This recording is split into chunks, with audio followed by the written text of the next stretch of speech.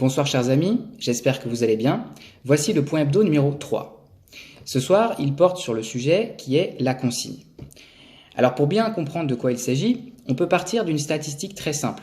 Un certain nombre de scientifiques et d'associations estiment que chaque semaine, nous les humains, chaque humaine et chaque humain, on ingère environ 5 grammes de plastique, c'est-à-dire l'équivalent du poids d'une carte bancaire.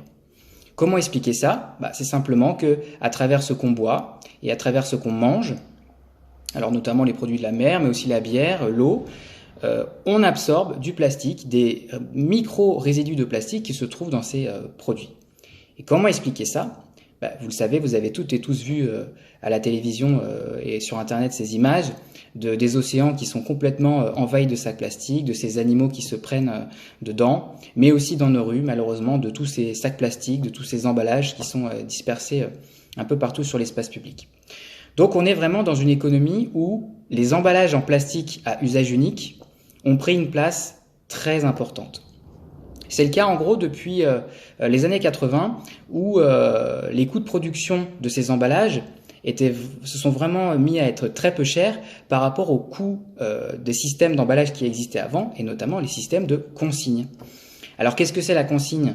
Je pense qu'un certain nombre d'entre vous le savez déjà. La consigne, le principe, c'est que quand vous allez acheter un produit, non seulement vous payez évidemment le prix de ce produit, donc de la boisson ou de la nourriture que vous achetez, mais il y a aussi un petit surcoût qui correspond au paiement du contenant, qui n'est pas un contenant jetable. Ça peut être par exemple un contenant en verre, comme celui-ci, une petite boîte, un petit contenant en verre.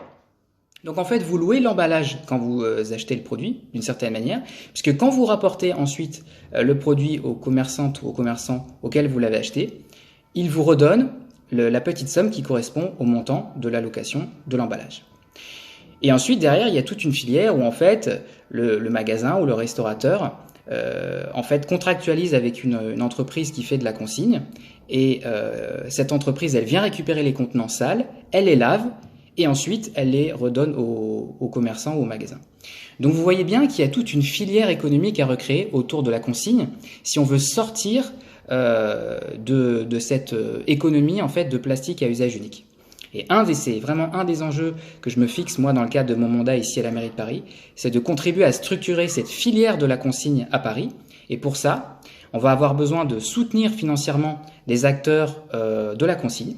On va avoir aussi besoin de sensibiliser la population, de sensibiliser les magasins, les restaurateurs. Et ce qu'on va faire, c'est qu'on va commencer à faire des expérimentations sur quelques quartiers de Paris pour pouvoir montrer que ces systèmes de consigne, c'est la solution, que ça fonctionne et qu'évidemment, c'est l'avenir pour une économie non polluante et une économie qui préserve la planète. Voilà, c'est tout pour ce soir. J'ai fait un petit peu plus court que d'habitude, mais j'espère que ça vous a plu quand même. Et je vous donne rendez-vous la semaine prochaine pour un nouveau point hebdo. Bonne soirée!